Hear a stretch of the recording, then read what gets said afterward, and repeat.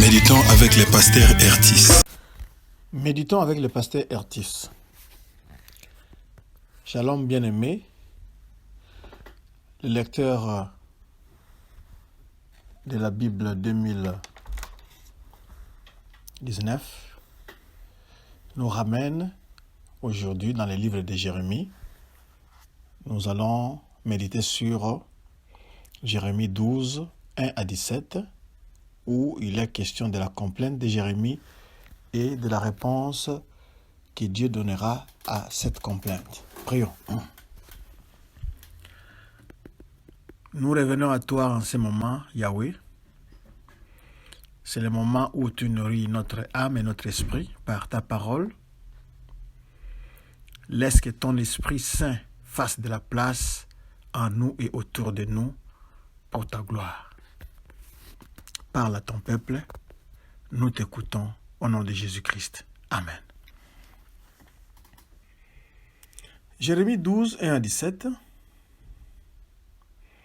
Au premier verset, nous voyons que Jérémie a une question qui l'embête et il s'adresse à Dieu pour avoir la réponse. Jérémie s'interroge sur la prospérité du méchant. Il a vu que les méchants sont en paix. Dieu les a plantés et ils croissent et portent du fruit. Ils ont le nom de Dieu dans la bouche, mais leur cœur est très éloigné ou sont très, très éloignés de Dieu. Mais en verset 3, en contraste, le prophète est avec Dieu et il ne semble pas profiter des avantages qu'ont les méchants. Il ne semble pas bénéficier de cette prospérité apparente des méchants.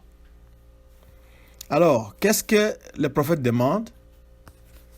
Toujours au verset 3 là-bas, il demande qu'on les enlève comme des brebis qu'on doit égorger. Ici, une image me revient en tête quand nous étions encore enfants.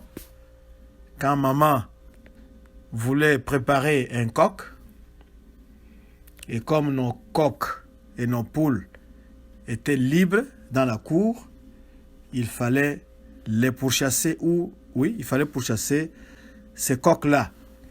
Et c'était une folle poursuite jusqu'à ce que vous attrapiez les coqs, vous les ligotez et vous les mettez à l'écart. C'est ça la prière du prophète pour les méchants. Il veut qu'ils soient ligotés et qu'ils soient mis à part pour être égorgés. Pour la date dont il parle là, il dit « Prépare-les pour le jour du carnage ». Le verset 4. Le péché de l'homme a toujours de l'impact sur son environnement. À cause de la méchanceté des habitants, nous dit Jérémie, les bêtes et les oiseaux périssent. C'est au verset 4. Au verset 5 et 6, Dieu répond à Jérémie. Il dit que les obstacles que tu rencontres dans ton pays étaient misérables. C'est-à-dire c'est rien devant celles que le prophète va rencontrer devant les rois de Juda et de Babylone, ici représentés par les chevaux.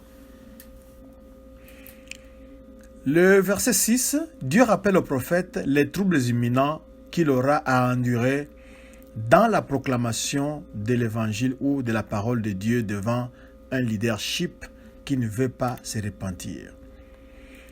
L'épisode d'Anathoth, nous avions dit que le prophète Jérémie était quelqu'un d'Anathoth. L'épisode d'Anathoth, avec sa mineure opposition provenant des membres des familles, servait de préparation pour le prophète contre la grande opposition qui proviendra de ses antagonistes. Le Seigneur l'avait préparé dès chez lui avec les membres de sa famille qui se sont opposés à lui. C'était une façon de le préparer à quelque chose de plus grand encore. Et ici, nous voyons les traîtres te trahir derrière ton dos.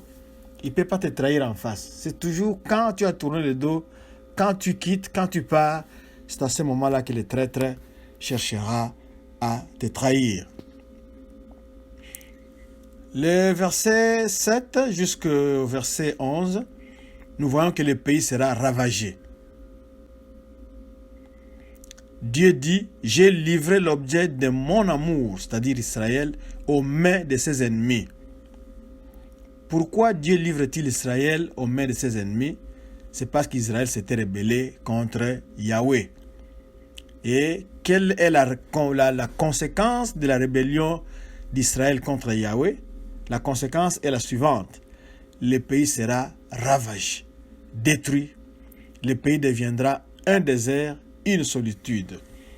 Et nous avons une conclusion partielle au verset 13c. Qu'est-ce que Dieu nous dit là-bas? Il dit, ayez honte de ce que vous récoltez par suite de la colère ardente de Dieu. Cela veut dire quoi? Cela veut dire que après la bonté de Dieu viendra la dévastation. Dieu vous a montré sa bonté, vous vous rebellez contre lui, vous ne voulez pas suivre sa loi, alors la bénédiction que vous avez en tant que son enfant va se faire suivre par la dévastation. Le verset 15. Au milieu de cette prophétie des jugements du peuple de Dieu, apparaît une faible lueur d'espoir.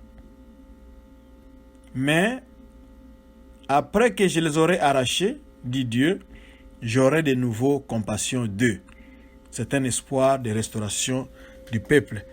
Et si nous lisons Zacharie 2:10, nous verrons ce que Dieu se propose de faire. Il dit ceci, « Pousse des cris d'allégresse et régis-toi, fille de Sion, car voici, je viens et j'habiterai au milieu de toi, dit l'Éternel. »